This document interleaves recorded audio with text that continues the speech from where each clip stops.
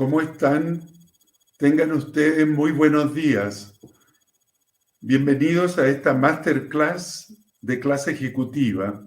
Como bien saben, el tema es gobierno corporativo de la empresa sostenible, la que tiene desafíos éticos, sociales y ambientales en el largo plazo. Soy Nicolás Magluf, director académico de la clase ejecutiva en la Escuela de Ingeniería y profesor del Departamento de Ingeniería Industrial y de Sistemas desde hace tantos años que no los quiero recordar. Hoy nos reúne un tema de la mayor relevancia.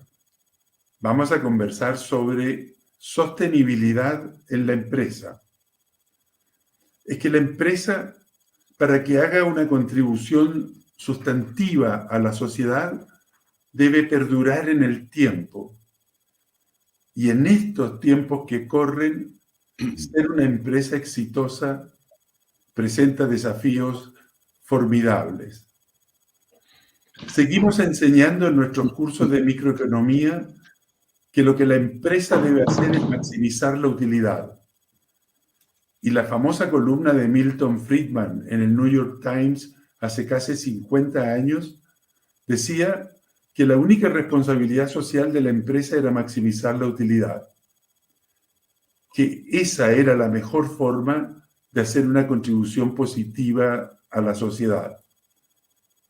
Es el argumento de la mano invisible de Adam Smith, pero tengan en cuenta que está reformulado por un economista ganador de un premio Nobel. Qué tremenda influencia han tenido estas ideas en el mundo, con el impulso que le dieran el presidente Ronald Reagan y Margaret Thatcher en la década de los 80, y en Chile con los Chicago Boys incluso antes de 1980. Los directorios y la alta administración de las empresas se enfocaron casi exclusivamente en la dimensión económica de la empresa, en aumentar los ingresos, en reducir los costos. Pero la empresa es mucho más que eso. Su accionar tiene un tremendo impacto en el bienestar de las personas y en el bien común. Por ello, que hoy se habla de la triple bottom line, que expande la medición del desempeño de una empresa. Además de esta dimensión económica, que es imprescindible, porque si no, no existe empresa, es preciso agregar el impacto que la empresa tiene sobre la sociedad y el medio ambiente. Así es como nace la propuesta de ESG en inglés o ASG en castellano. A es por ambiente y S por sociedad. Ni siquiera aparece lo económico, se subentiende. ¿No? Porque si la empresa no es rentable, desaparece. Ahora, falta explicar la letra G. Esa es la letra que nos convoca. Se refiere al gobierno de la empresa. Porque nada es posible si alguien no asume la responsabilidad de hacer rentable a la empresa y a la vez preocuparse por su impacto sobre el medio ambiente y sobre esto que se llaman los stakeholders, es decir, todas las personas y grupos que se ven afectados por su accionar. Hay grupos obvios como los clientes o los propios colaboradores, los empleados, trabajadores, pero también están proveedores y socios estratégicos de la empresa y muy importantemente las comunidades donde operan, la sociedad toda. Hoy no basta tener un gran producto, un proceso productivo con la última tecnología y una logística impecable. También hay que tener una licencia social para operar. La relación con las comunidades es parte integral de la gestión. Y el cumplimiento de las exigencias que el regulador hace respecto a una infinidad de temas hace que sea imprescindible tener una licencia legal para operar.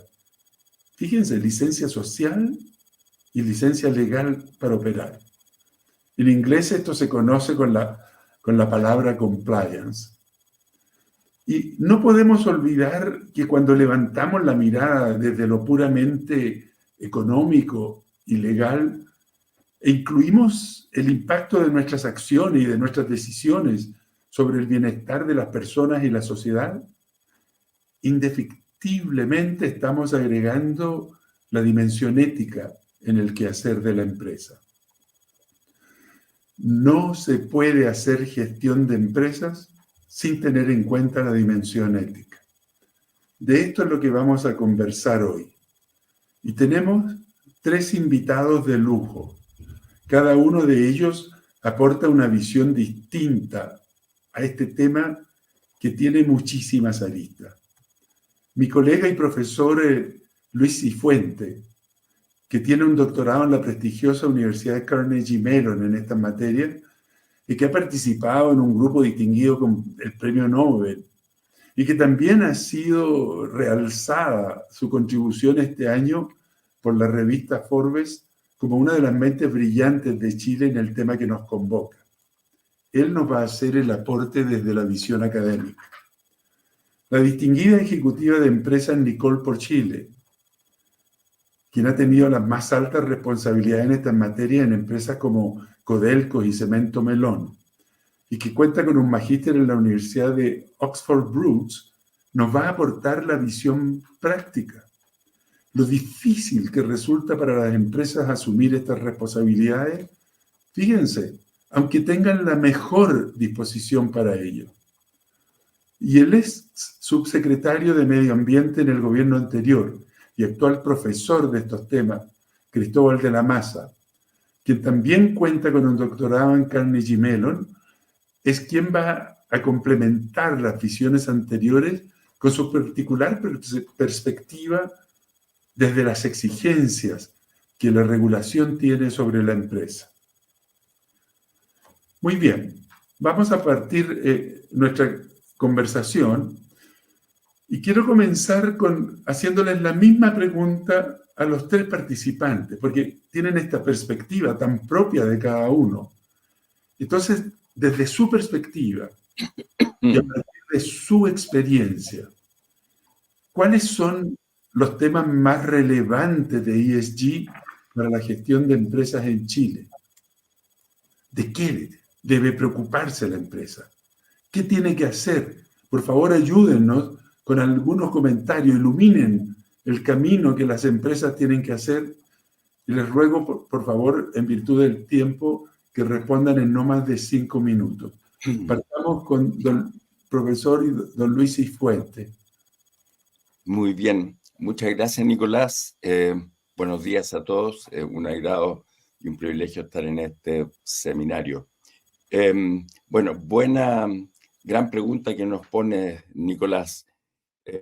Como tú dijiste, el foco de la empresa ha cambiado desde los años en que Friedman ponía su foco en solamente la labor social a través de réditos económicos.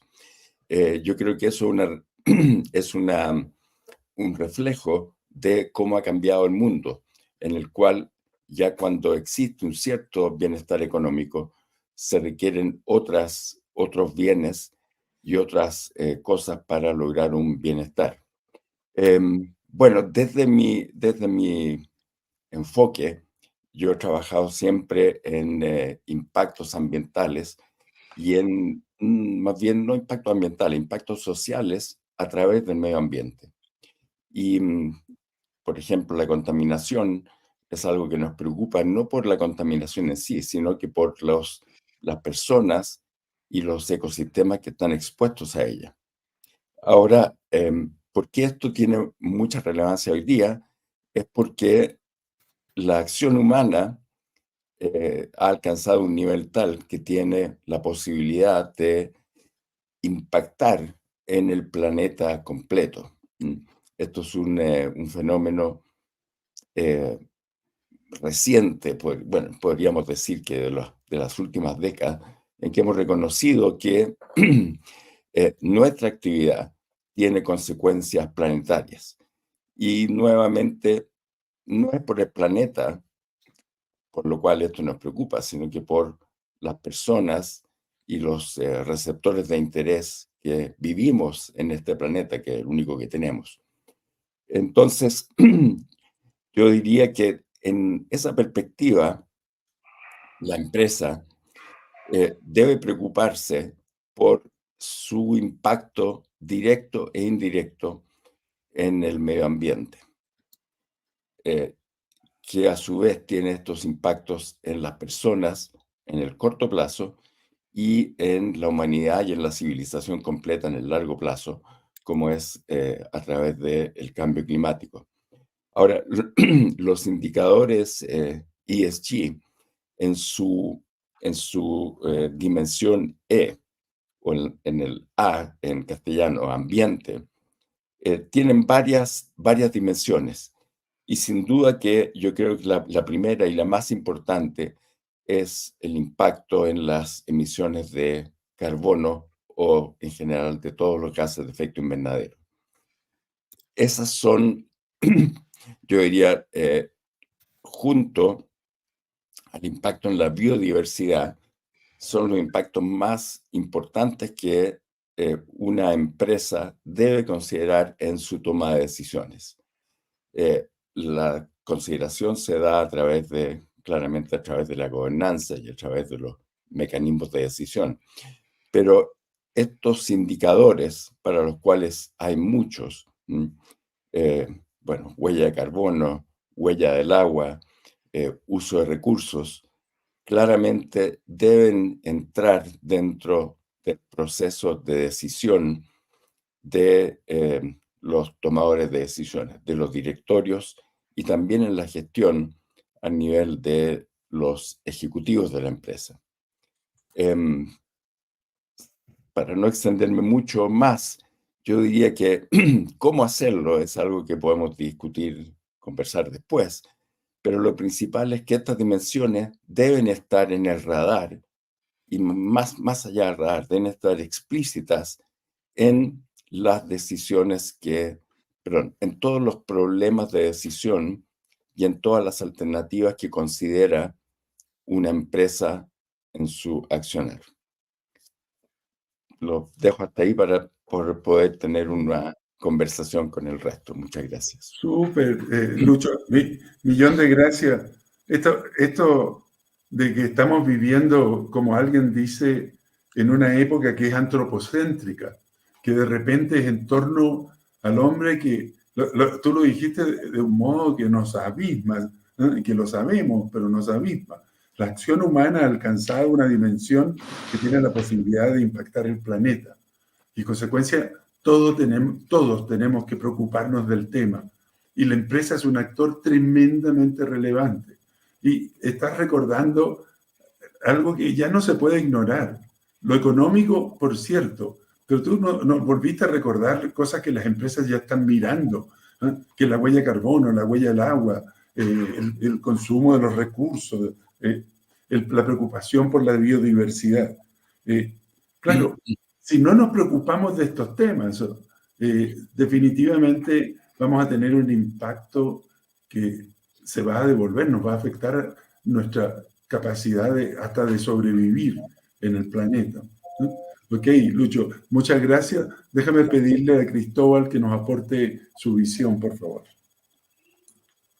Sí, muchas gracias, Nicolás. Yo creo que lo más importante desde el punto de vista de aplicar estos criterios ambientales, sociales y de gobernanza en la empresa es preguntarse por qué lo queremos hacer. Y principalmente la razón ahí viene dada por el sentir la empresa con un propósito más amplio. El propósito de la empresa no es solo generar riqueza, sino también aportar a la sociedad, a nuestro entorno, que la forma, que la construye y que obviamente aporta a la prosperidad del entorno de la empresa, con mejorar su calidad de vida. Y eso es lo que ha comprendido finalmente la industria en los últimos años, donde se ha sumado a una cruzada de aportar a alcanzar nuestros objetivos de desarrollo sostenible que finalmente tenemos a nivel mundial, y entre ellos el cuidado del planeta. Finalmente, con ese compromiso, la lógica desde esta perspectiva es que cuando yo comienzo a operar y desde el diseño de un proyecto de inversión, tengo que estar pensando en dejar un impacto neto positivo. Lo ideal es entrar a un lugar y saber que cuando ese proyecto se retire, cuando ese emprendimiento deje de existir, ese lugar está mejor, ¿cierto? Y ya no basta con cumplir la norma, con con ser sostenible. Aquí hay que apuntar a regenerar lo que ya ha sido impactado en el pasado por décadas y siglos, por cierto. Ahora, para construir esta nueva lógica, este nuevo propósito, como decía Benjamin Franklin, la honestidad es la mejor política, ¿cierto? Y la honestidad parte por ser honestos con nosotros mismos. En el caso de la empresa, muchas empresas, y a mí me tocó verlo como superintendente, ignoran realmente cuál es el estándar de cumplimiento que tienen en su compañía. Y están obviamente disponibles, o al menos ellos así lo creen, a enfrentar las consecuencias. Entonces, entrar en una lógica de compliance, donde hay un esfuerzo interno para reducir riesgos, que en este caso no solo son ambientales, son principalmente reputacionales y pueden poner en riesgo el negocio completo, es el camino a la madurez en estos criterios ambientales, sociales y de gobernanza. Luego, obviamente, viene la eficiencia, el liderazgo y alcanzar niveles de excelencia donde la misma empresa destaca por su desempeño y obviamente es premiada en el mercado con un mayor desempeño en lo económico. Entonces, yo solo los quiero dejar con ese mensaje y recordar de nuevo lo que decía Mark Twain, que si dices la verdad, no tienes que recordar nada y lo peor es mentirnos a nosotros. Muchas gracias, Cristóbal. Muchas gracias, Cristóbal. Nos aportaste un montón de temas de reflexión.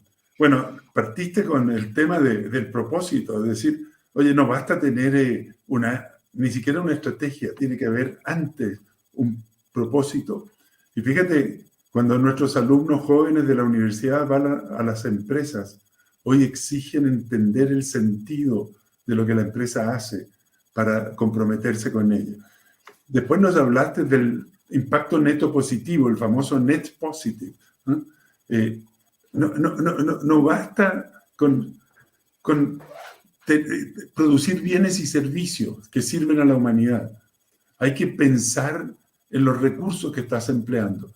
Es tan claro, es tan gráfico, por eso voy a usar el ejemplo de la minería, que de pronto la minería hoy tiene la obligación de restablecer la condición en que se encontraba el entorno después de la explotación. ¿Se imaginan lo que significa eso para explotaciones como Chuquicamata, que tiene un hoyo gigantesco? A lo mejor Nicole nos va a poder hablar algo de eso. Y me encantó cómo terminaste, porque tocaste sin duda el tema ético. Dice, desde tu puesto en la secretaría, tuviste que las empresas ignoran muchas veces lo que tienen que hacer, el cómo cumplir, ignoran las exigencias del compliance. Y esto es bien relevante, porque una cosa es no hacer lo que se debe hacer por ignorancia, y otra cosa es tener la intención de hacerlo. Eso lo cito porque es una componente ética. Si es ignorancia, entonces tenemos que educar y asegurarse de que se entiende. Si es mala intención, tenemos que castigarlo, ¿no? Definitivamente.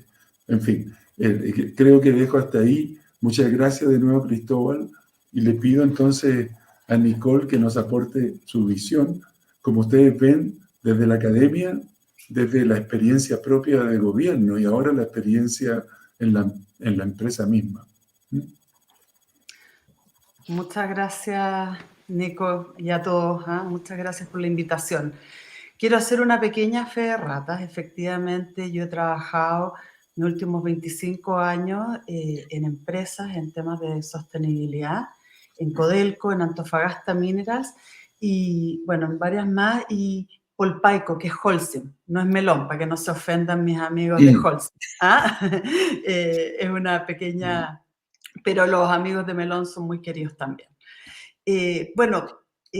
Cuando recibí esta invitación, la verdad que me tomé harto tiempo para pensarlo. Esto es algo que yo llevo pensándolo los últimos 30 años. Creo que es un tema muy profundo, que a mí me motiva y me conmueve, y es lo que ha sido la columna vertebral de mi carrera. Entonces, lo primero que me puse a pensar fueron estos variables, estos factores ESG. Y efectivamente, estos ESG, estas variables, se refieren a los factores que convierten a una compañía en sostenible. Y eso es súper de fondo. Si bien el origen de este acrónimo corresponde a la evolución del concepto responsabilidad social empresarial, que estuvo muy en boga a principios de los 2000, yo creo que el tema de fondo es que gestionar estos factores pueden convertir a una compañía en sostenible. Ahora, esa palabra sostenible, déjenme decir que yo llevo décadas investigándola, pensándola.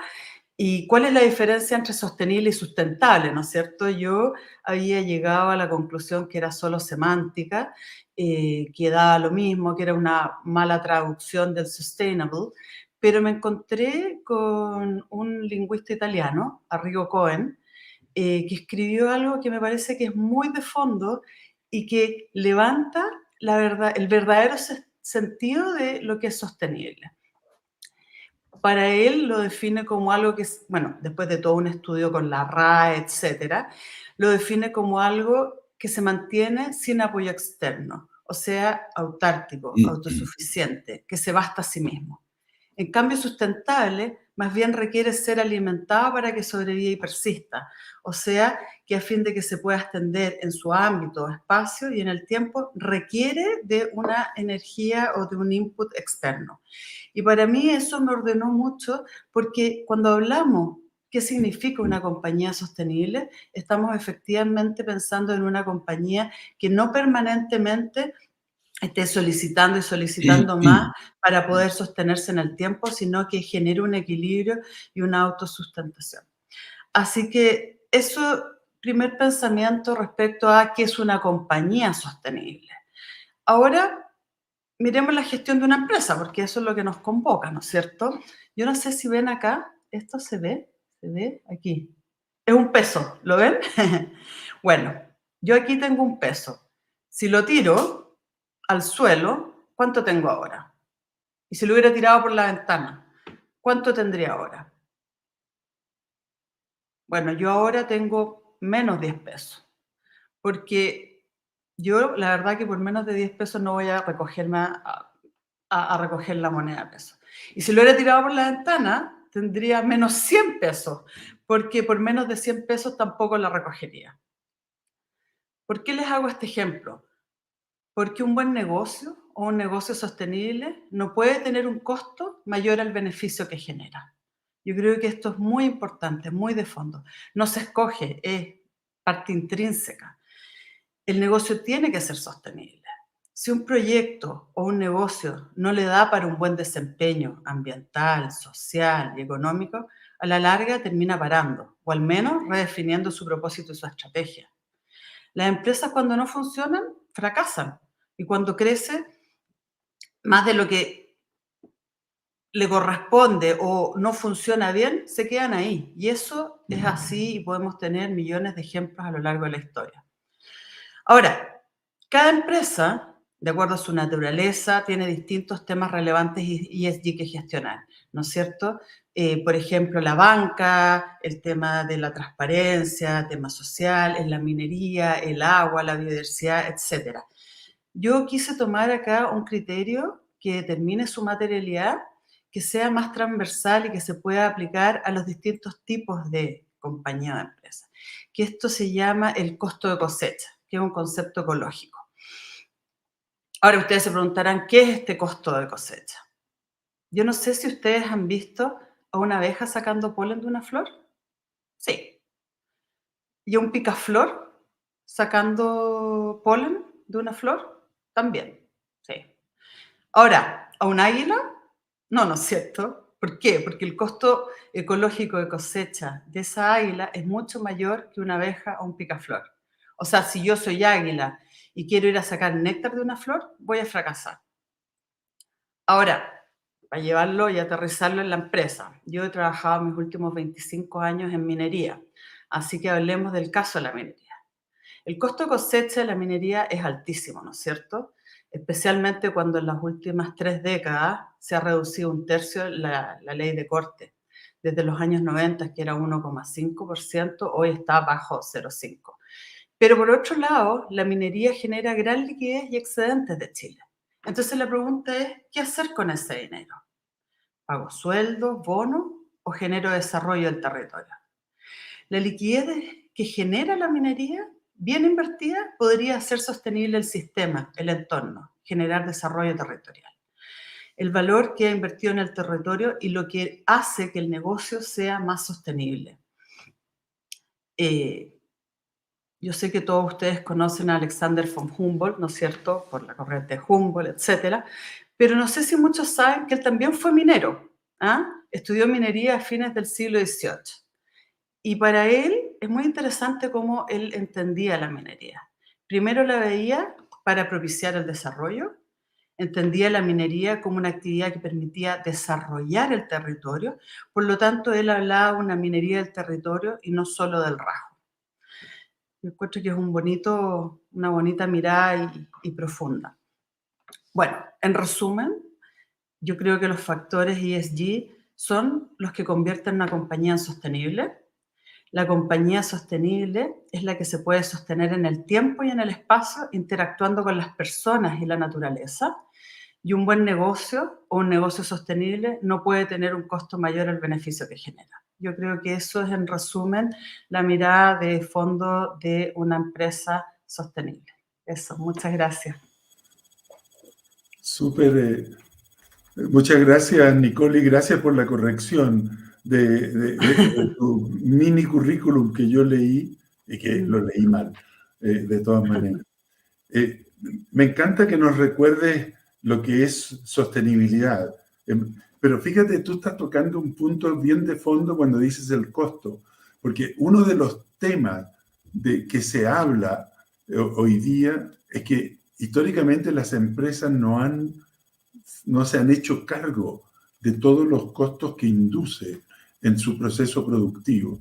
Y en particular, a lo mejor en el mundo de la economía se habla de externalidades y dicen, oye, socializan el costo del uso de recursos, por ejemplo, y no los pagan. Y tal vez, Nicole, lo que eso va a significar es que puede que algunas actividades se van a encarecer y vamos a tener que estar dispuestos a pagar más por los productos y servicios que nos ofrecen, y algunas otras actividades a lo mejor tienen que desaparecer porque el costo que inducen sobre el entorno es demasiado alto. Puede que pase eso.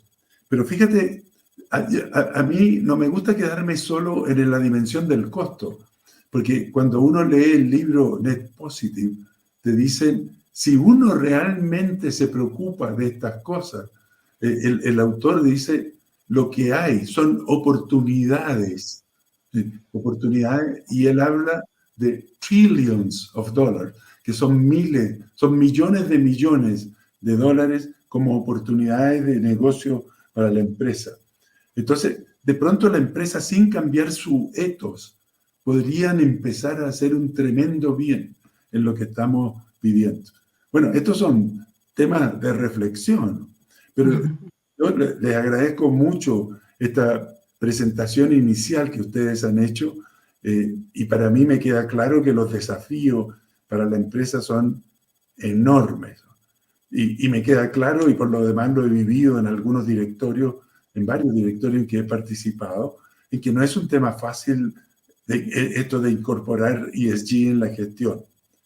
Entonces, voy a pedirle ahora a Cristóbal que se refiera tal vez a esto que se llama coloquialmente la permisología.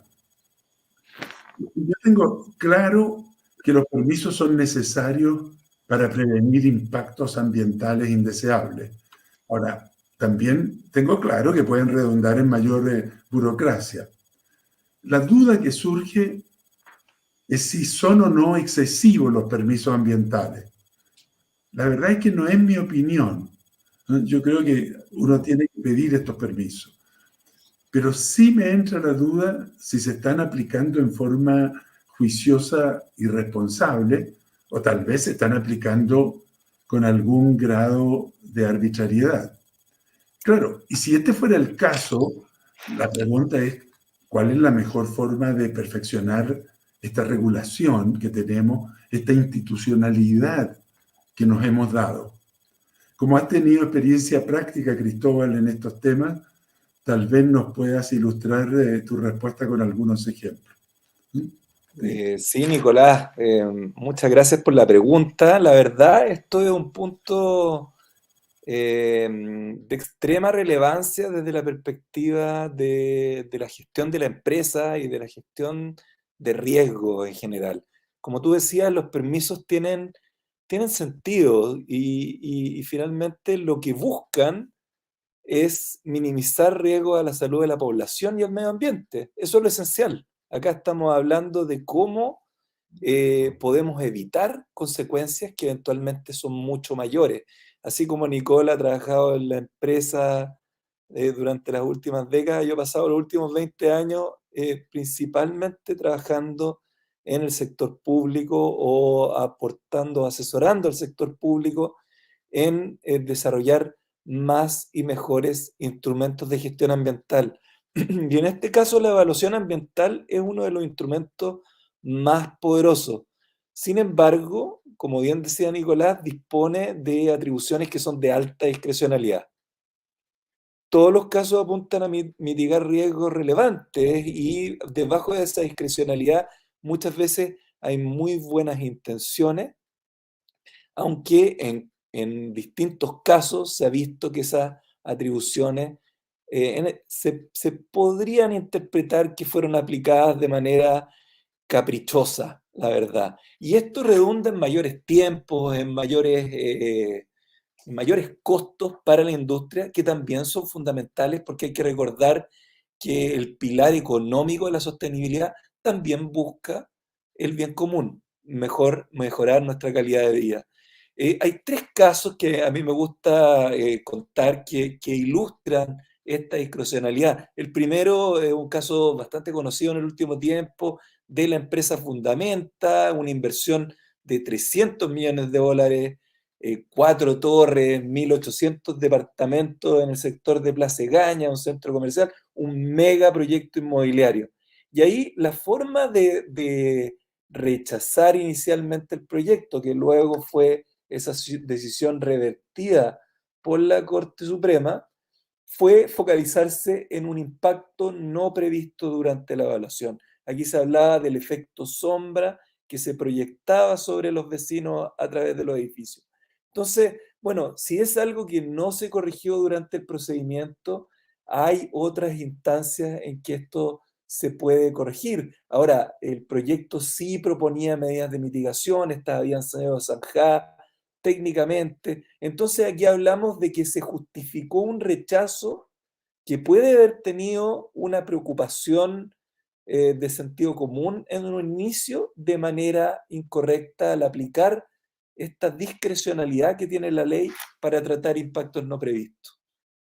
Otro caso similar, aunque de distinta índole, que también terminó en un retiro del proyecto, no exactamente un rechazo, es el de la empresa H&F en el hidrógeno verde, el primer proyecto de hidrógeno verde en Chile, en Magallanes, $500 millones, 65 aerogeneradores, 25.000 toneladas de producción de hidrógeno, y la forma de generar el rechazo del proyecto fue determinar que existía falta de información relevante de su línea base, en particular sobre los efectos sobre la avifauna, sobre los pájaros. Aquí lo importante es que finalmente aquí se ocupó un criterio totalmente distinto a lo que había sido utilizado en todos los otros proyectos que tenían generación de electricidad a través del viento. Entonces, esta discrecionalidad lo que hace, obviamente, es detener un proyecto que es muy necesario en este caso para combatir los efectos, los impactos del cambio climático a través de combustibles menos contaminantes. Y finalmente está el caso de los bronces, que también tuvo un rechazo inicial, 3.500 millones de dólares, 150.000 toneladas de cobre fino, la extensión de la vida útil de este gran proyecto minero al 2036, con 5.000 puestos de trabajo. De nuevo, la discrecionalidad, falta de información suficiente para descartar riesgos, en este caso, sobre la calidad del aire. Los tres casos fueron en general revertidos, se aprobaron finalmente, pero esta zona gris de la ley impidió que quizás se aprobaran con una mayor oportunidad. Todos son proyectos importantes para el país y finalmente fueron dilatados con esta construcción. Sin embargo, hay una conclusión muy importante, sobre todo en el último caso de los bronces. La aprobación final del proyecto vino del concepto de impacto neto positivo. La forma en que este proyecto fue aprobado fue proponer medidas de carácter adicional que permitieran, cuando el proyecto se desarrollara, dejar la ciudad de Santiago mejor de lo que está hoy en día. Entonces, eso como concepto aporta, obviamente, a que la toma de decisiones considere esto. Ahora, la discrecionalidad bien utilizada entrega flexibilidad, hay que recordarlo. Entonces, una normativa muy rígida es totalmente cierta, pero obviamente hay casos donde va a ser muy rígida para poder llegar a un proyecto a buen puerto. Y se ha tratado con mucho ahínco en tecnificar la evaluación ambiental y que estas decisiones apliquen cada vez de manera más estandarizada. Pero muchas veces la clave aquí es tener buen criterio. Y lo que sucede es que ese buen criterio, la sociedad desconfía muchas veces de que la autoridad lo tenga. Entonces todo pasa por la confianza. ¿Y cómo recuperar la confianza en la autoridad ambiental? Acá, obviamente, el sentido, lo que se ha hablado mucho, es eliminar el componente político, darle una mayor legitimidad al sistema, obviamente con una mayor supervisión, una fiscalización más enérgica de las obligaciones que se cumplan por parte del Estado. Y finalmente, la piedra de tope muchas veces aquí ha sido la misma modernización del Estado, que se da en muchos temas, en educación, en economía, por cierto, pero acá estamos topando con tener un Estado más activo que pueda cumplir con su pega. Muchas veces, al eliminar el componente político, no necesariamente se va a traducir en mejores plazos, en una tramitación más expedita. Acá necesitamos más y mejores instrumentos, necesitamos poner recursos adecuados en el Estado. A mí me tocó gestionar servicios públicos y las situaciones se hacen con mucha voluntad, con mucho compromiso por los funcionarios, pero sin duda faltan recursos. Y acá se ha discutido estos temas por más de una década. Lo que no hay, como así lo estamos viendo en los temas que se están discutiendo en la Constitución, son acuerdos. Y aquí es fundamental un acuerdo para darle mayor independencia a la autoridad ambiental, generar mecanismos para que tengan las capacidades técnicas y económicas para poder ser una buena contraparte. Y en algún caso la nueva propuesta constitucional lo dice, al forzar que la evaluación ambiental misma sea un proyecto técnico y no político. Entonces, los quiero dejar con eso. Acá la clave es tener mayor eficiencia del Estado, pero obviamente eliminar toda discrecionalidad nos puede llevar a la falta de criterio, lo cual nos dejaría en el mismo lugar donde estamos ahora. Wow. Uy, me encantó el tema que planteaste, Cristóbal. Ese es uno de los temas que yo he reflexionado mucho, que tienen que ver con la gestión y cómo hacer gestión. Y tienes una parte y tienes una contraparte. Y, a ver, fíjate, hay varios casos. Si supones buena intención en ambas partes, si yo fuese empresa, yo les he dicho de repente a las empresas, ojalá ustedes tengamos autocontrol y que no sea la autoridad la que nos imponga las condiciones que debe cumplir el proyecto, sino que desde el inicio nos ponemos nosotros las exigencias. Pero para eso como que hay que conocer bien lo que hay que hacer y hay algo en el proceso que puede que tenga que ver con lo que tú mencionas indirectamente al pasar. Hay una cuestión de procesos por un lado y hay una cuestión de modernización del Estado, de los recursos técnicos que debe tener y de las capacidades. Y menciona también si la norma debe ser rigurosa, rígida, inamovible, o es bueno que tenga un resto de discrecionalidad. Y a mí me encanta que tenga discrecionalidad y desgraciadamente en algunos casos se mete la cola de la corrupción cuando hay discrecionalidad. Entonces, todos estos son temas de profunda reflexión que hace que modernizar la regulación no sea un tema trivial, pero sin duda necesitamos regulación. Ok, gracias Cristóbal por tu presentación y le quería pedir a Nicole ahora que nos hable de nuevo desde esta rica experiencia de 25 a 30 años como ejecutiva, ¿no? Que es una experiencia en sustentabilidad y es en grandes empresas. Y fíjate, tengo una duda, y es si, en tu opinión, Nicole, ¿se toma realmente en serio este tema en las empresas, este tema de la preocupación por el ambiente y por la sociedad? ¿O es lo que hoy se está llamando greenwashing, que es como relaciones públicas nomás, ¿no? El lavado de rostro? Yo tengo claro, y lo dije antes, que la implementación de ESG no es fácil. Entonces, por eso que a lo mejor nos puede contar también de cuáles son como las dificultades que las empresas tienen para darle a este tema la atención que corresponde, ¿no? Ojalá pudieras darle a las personas que nos escuchan y que tienen responsabilidad sobre estos temas algún mensaje, alguna sugerencia, alguna lección que tú has llegado a aprender a lo largo de todos estos años. Ok, gracias, Nicole. Muchas gracias. Bueno, Nico, para responderte esa pregunta y solo para enmarcar la respuesta, quiero citar una frase famosa de Ortega y Gasset, que probablemente muchos de ustedes la conocen. Yo soy yo y mis circunstancias. O sea, la identidad de la persona está intrínsecamente ligada al entorno, a las circunstancias en que vive y a la experiencia que enfrenta. Esa es una relación, es un vector. Es como el matrimonio. Uno puede decir las parejas, cada una por sí misma es una variable, pero el resultado, el matrimonio, es un vector. La sostenibilidad es lo mismo. Tenemos dos variables, la naturaleza y las personas, pero esa interacción es la sostenibilidad. Por lo tanto, cuando miramos a la empresa, no es posible separarla, sino que es una interacción entre estas distintas variables. Y por eso es tan importante poder conversar de estas variables ESG, ¿no es cierto?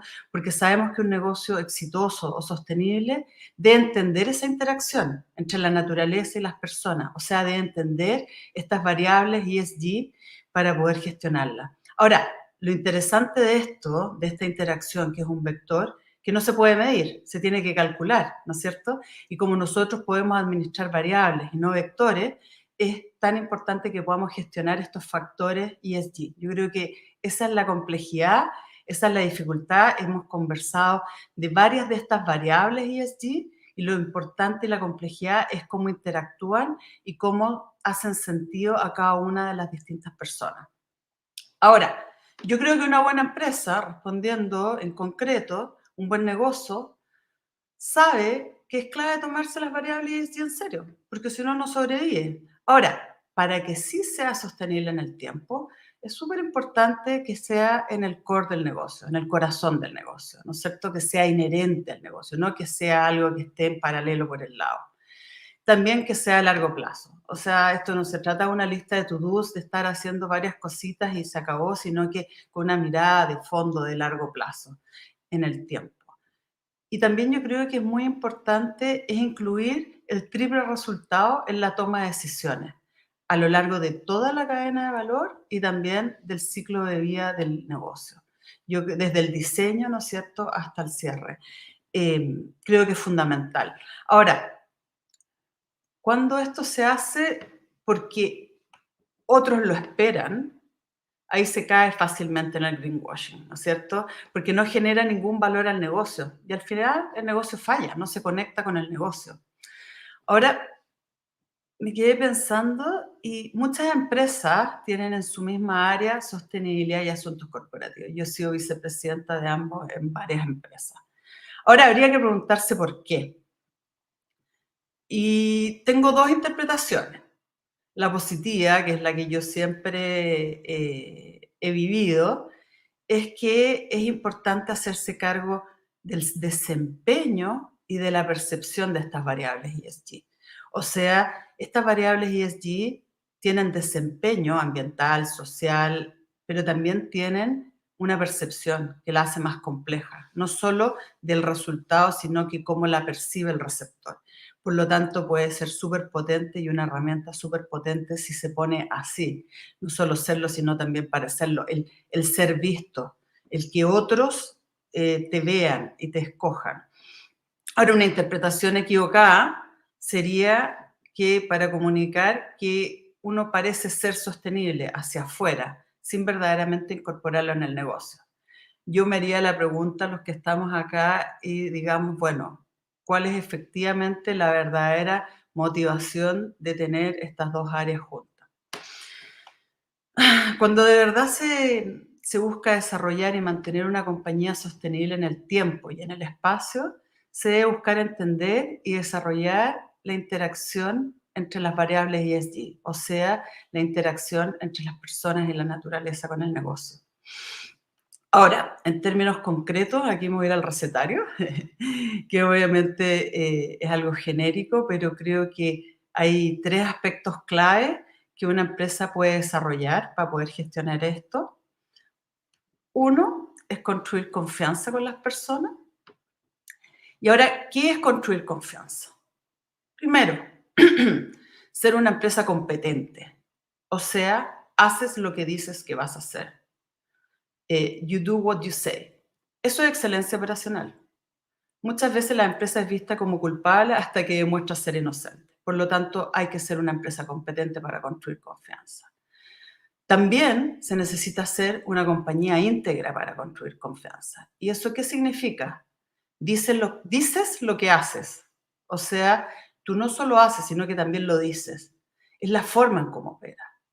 Ahora, no es hacerlo de cualquier manera, sino haciéndose cargo de los temas que realmente le importan a las personas. Y ahí están los temas de derechos humanos y el cómo ejercemos, ¿no es cierto?, la operación de nuestro negocio. Entonces, como les decía, el primer tema, construir confianza con las personas. Segundo, mantener territorios resilientes donde opera el negocio. Bueno, yo, como les decía, he trabajado muchos años en minería y esto es muy evidente.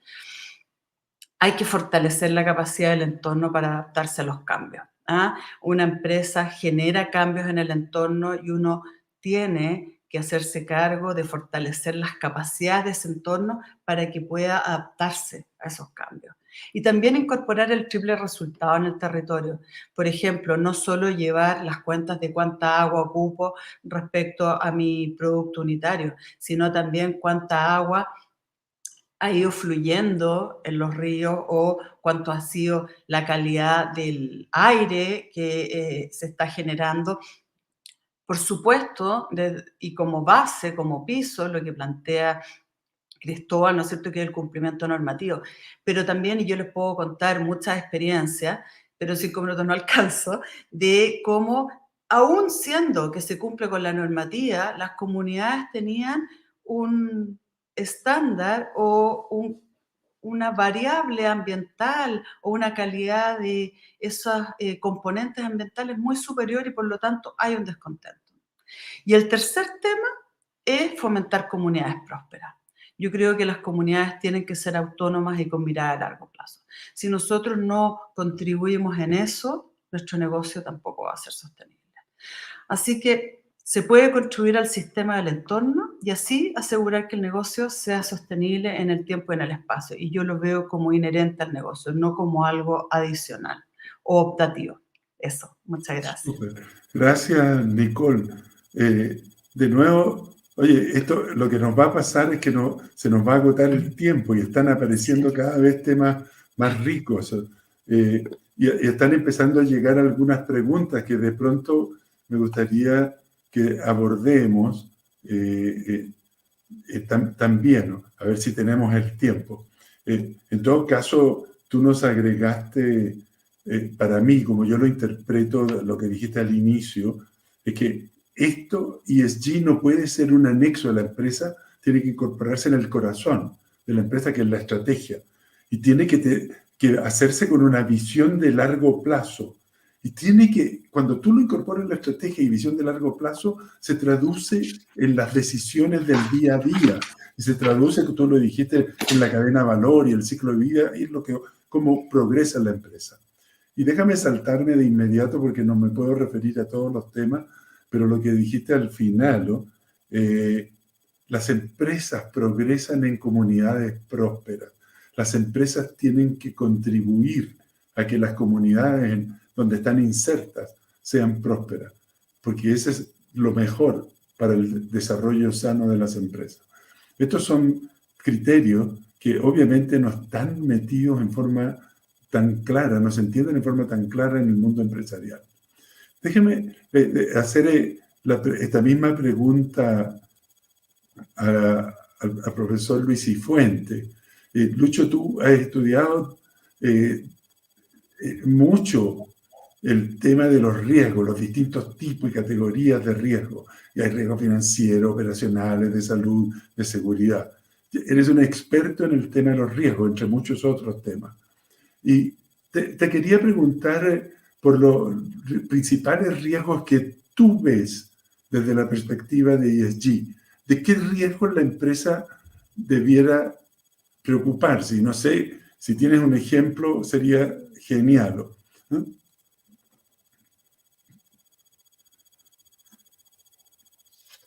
Uy, está la imagen congelada. Está la imagen de Lucho congelada, ¿sí? A ver, de los directores, a ver si nos dicen, o podemos pasar a otro tema por mientras, no hay problema. O podemos pasar a alguna de las preguntas. Ay, parece que se cayó Lucho. Déjame, fíjate, Nicole, hay una pregunta que tiene que ver con Codelco, que tal vez es muy sencilla. Dice que Codelco lidera el ranking Merco de la empresa más atractiva para trabajar. Y me da la impresión de que hace el supuesto que Codelco es un ofensor del medio ambiente y entonces pregunta si la sostenibilidad es valorada por el mercado laboral. La nueva generación. Sí. Me da la impresión de que va por ahí. Ay, pero ayúdanos con esa reflexión. Sí, bueno, efectivamente Codelco lidera hace varios años el ranking Merco, como la empresa más atractiva para trabajar para los jóvenes. Y yo creo que obedece a que efectivamente y indiscutiblemente Codelco ha generado más de 150.000 millones de dólares o de pesos, de dólares, perdón, a Chile y por lo tanto genera una contribución, sin duda. Cuando uno ve que la minería es aceptada o tiene una buena percepción en Chile comparado con otros países, también ocurre que Chile está en el nivel 8 y los otros países están mucho más abajo. Y eso tiene que ver con la contribución que ha hecho Codelco a Chile, al país. Yo creo que el desafío de Codelco hoy día ya no es solo que la contribución sea económica, sino también ambiental y social.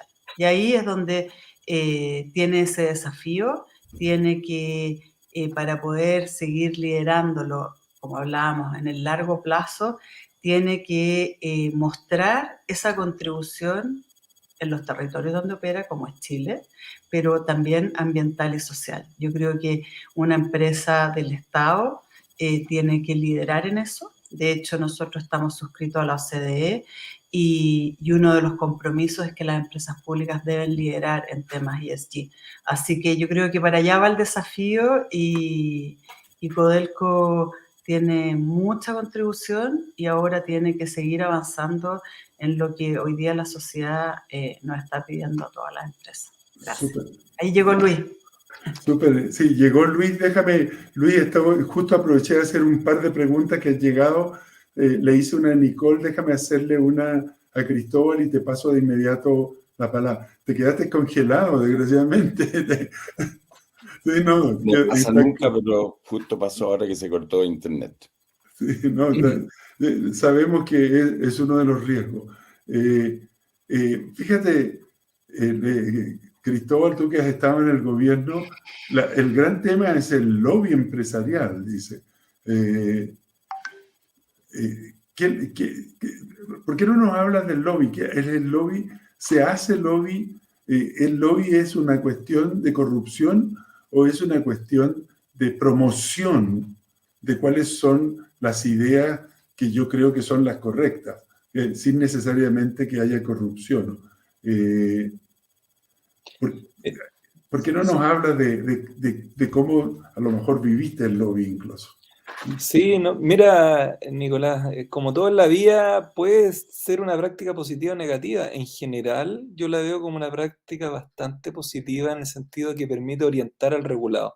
De hecho, en la ley ambiental esto está regulado principalmente como una obligación del Estado en el caso de la Superintendencia del Medio Ambiente, donde dice que es un deber de esta institución orientar las acciones de las empresas que deben cumplir con ciertas obligaciones ambientales. Entonces, al intercambiar esta información, les permite fortalecer sus estándares de cumplimiento. En caso de la evaluación ambiental es distinto. Aquí hay un intercambio que es por escrito entre el privado y el sector público, y eso hace que sea muy complejo comprender finalmente qué quiere decir la otra parte. Todo es por papeles, muy a la antigua. Entonces, parte de las soluciones pasan por mejorar la comunicación. Obviamente que esto tiene que hacerse con transparencia, tiene que hacerse con un sentido positivo, no tratar de evadir la ley, pero obviamente que esto aporta a comprender mejor qué se necesita. Y este tipo de intercambio no es solo con el sector privado. A mí me tocó recibir en muchos casos a organizaciones de la sociedad civil, universidades, organizaciones sociales. Entonces, este intercambio entre el sector público y otros actores, obviamente que si es conocido por todos, aporta en mejorar los esfuerzos que se están haciendo, por ejemplo, en temas ambientales. Alcancé, Luisa, a hacer la pregunta sobre el riesgo. No la quiero repetir. La pregunta era cuáles son los principales riesgos que tú ves desde la perspectiva de ESG y de los cuales la empresa debe preocuparse. Y ojalá que nos puedas ilustrar con un ejemplo si es que lo tienes a mano. Así es. Bueno, en realidad los riesgos no son de ESG, son generales para la empresa. Y aquí es interesante que la mirada se da vuelta. Generalmente lo que nos preocupa a nosotros es el impacto de la empresa en el ambiente y en la sociedad. Pero cuando tenemos una sociedad que es mucho más consciente de esos impactos, es más consciente de sus derechos y ya no está solo preocupada del ingreso económico, esa sociedad es mucho más, o esa comunidad es mucho más exigente. Y ya Nicole decía en un momento una frase que se la he oído muchas veces a mucha gente, digamos, que ya la ley no basta. Tú puedes estar cumpliendo con la ley, pero la sociedad exige algo más que eso. ¿Mm? Ahora, cuando ya no cumples con la ley, es mucho peor, digamos. Ahí la autoridad, como decía Cristóbal, tiene que intervenir. Pero a veces la sociedad o las comunidades toman el tema en sus manos y son mucho más duras que la misma autoridad. Un caso tal vez emblemático es el caso de la planta de AgroSuper en Freirina, que tenía, bueno, estaba en falta porque estaba produciendo más que lo autorizado. Pero antes de que la autoridad actuara, que a veces toma tiempo, la comunidad tomó, no llamaría a la justicia, pero tomó acciones y finalmente la planta se tuvo que cerrar, digamos, se perdió una gran inversión que no solo perjudicó a la empresa, sino que también perjudicó a la comunidad. Entonces, aquí hay un riesgo para ambos lados, porque finalmente todos perdieron. Pero el principal responsable es la empresa, que es la que tiene la capacidad de decisión. Entonces, yo diría que ya no basta con portarse bien en lo mínimo. Tenemos que mirar un poco más allá, porque con una sociedad mucho más empoderada como la que tenemos ahora, más informada, aunque no en todas las veces, no tan bien informada, y eso puede llevar a errores, finalmente tenemos resultados que son mucho más malos para ambos casos. Esta es un llamado de atención que todo el tema, toda la interacción de la empresa, de la sociedad con el medio ambiente y la reacción también de las comunidades frente a los impactos que producen ciertos actores, si no se lleva bien, puede terminar en efectos nocivos para ambos casos, para el que produce el impacto como también el que lo sufre. Así que esta relación está cada día más compleja y hay que mirarla con cuidado. Tengo desgraciadamente una mala noticia, nos quedan 10 minutos y nos quedan hartos temas y hay alguna pregunta adicional. Entonces yo les voy a pedir que vean por favor un cierre en un par de minutos, pero también casi tendríamos que referirnos a la nueva ley de delitos económicos y también a lo mejor a la NSG 461 que entró en vigencia este año. Con la nueva ley de delitos económicos y ambientales se ha producido lo que yo llamo un santo temor en las empresas. Muchos piensan que se le pasó la mano al legislador, que las penas de cárcel son mayores que otros delitos de igual o mayor connotación pública. La verdad es que yo no soy ningún experto en esta ley ni la conozco lo suficiente como para comentar. Por eso, en este cierre que les pido a ustedes, si alguno de ustedes se puede referir a la ley y si puede entregar un mensaje de cierre, desde ya les agradezco. Y le pido que parta Nicole, por favor, con su participación. Súper. Tenemos como un par de minutos nomás por persona, por ahí. Muchas gracias. Muy cortito, entonces. A ver, yo creo que hay un mensaje importante, que esta es la mayor reforma del Código Penal desde 1874, incorpora más de 200 delitos, ¿ya? O sea, para que entendamos que esto no es algo pequeño, esto es algo importante. Ahora, respecto a los delitos ambientales, ¿cuáles son? Voy a mencionarlos solamente.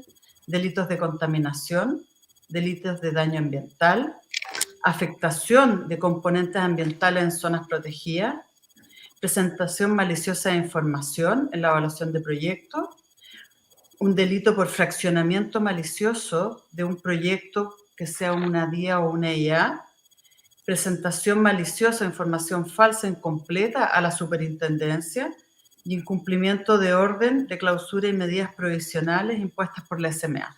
O sea, la verdad que aquí hay que entenderlo y hay que dedicarle otra jornada para poder entender en detalle qué significa, pero estos van desde multas desde 750 millones a 7.500 millones.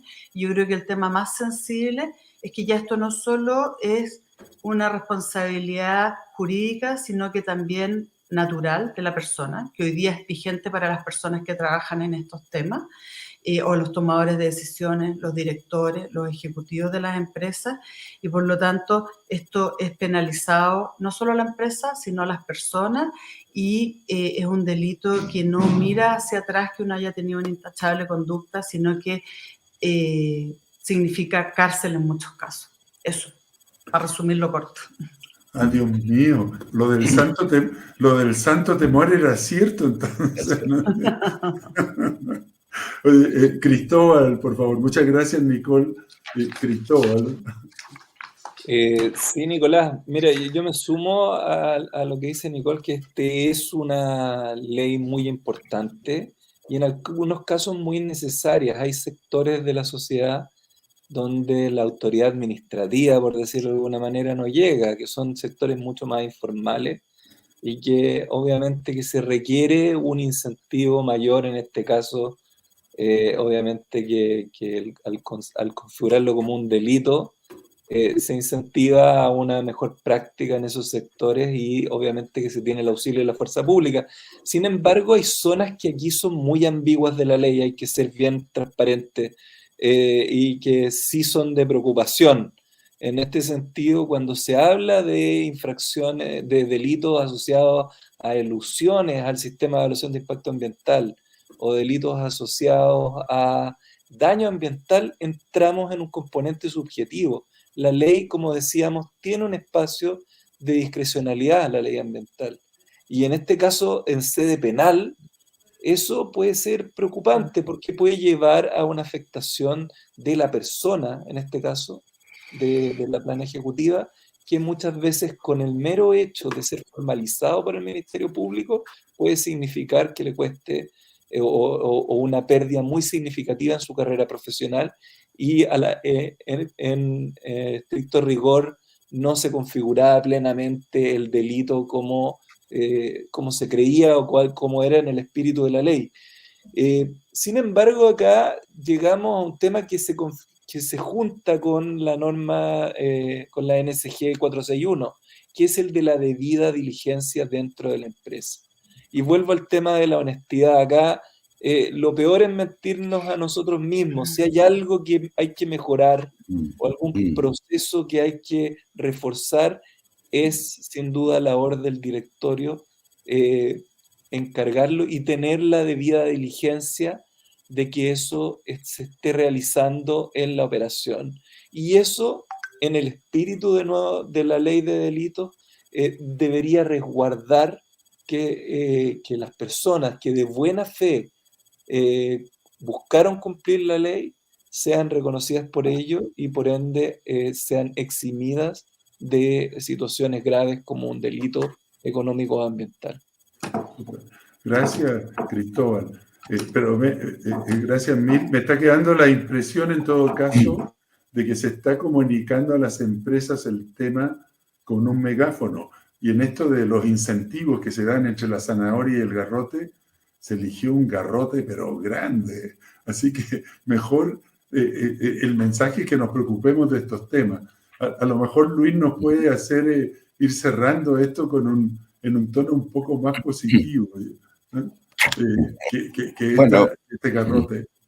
No, yo creo que es positivo. El trasfondo de esto es positivo, yo creo. Con 30 años en el tema, en el área ambiental, porque no es un tema, o en el área de la relación de la sociedad con el medio ambiente, durante esos 30 años he visto cómo la importancia social y el reconocimiento social de la importancia del medio ambiente para el bienestar de todos ha aumentado. Y hoy día lo reconocemos y nadie lo puede negar. Y esto lo van recogiendo las instituciones, tanto privadas, tanto las empresas, como el Estado. Y esta ley, yo creo que reconoce eso. Tal vez, como en todas las cosas, el péndulo se puede haber pasado un poco, y como dice Cristóbal, puede ser un poco drástica. Pero este es un tema que ya está en la mesa. Para hacer una comparación, en la ley, no sé, si tú, en la elusión de impuestos o falsear información para no pagar impuestos, yo creo que alguien que nadie discute que es un delito y que claramente hay que castigarlo de cierta manera. Pero hace 30 años, si tú le hubieras dicho a alguien, o hace tal vez 20, 15 años, dice a alguien, oye, tú eres responsable por el desempeño ambiental de tu empresa. Bueno, perdón, de nosotros mismos también.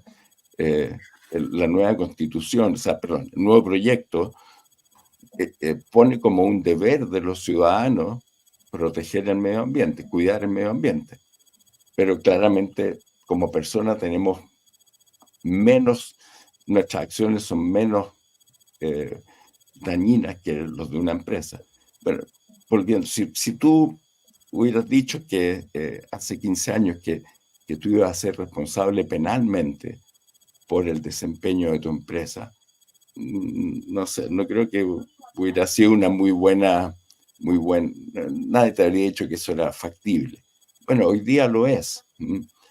Tenemos esta respuesta de la autoridad a la presión ciudadana. Entonces, yo creo que es una muy buena noticia desde el punto de vista de la conciencia de la autoridad, que refleja la conciencia de las personas.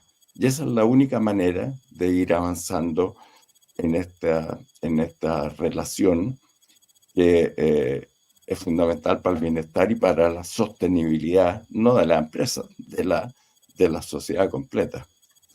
Así que, Nico, aunque sea un poco pesimista tal vez, o puede ser negativo para cierta parte de la sociedad, yo creo que como un todo es muy positivo. Súper.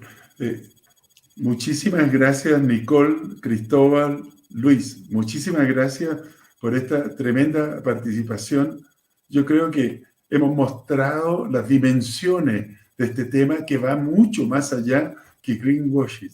No es relaciones públicas, no son bonitos documentos para tranquilizar la conciencia.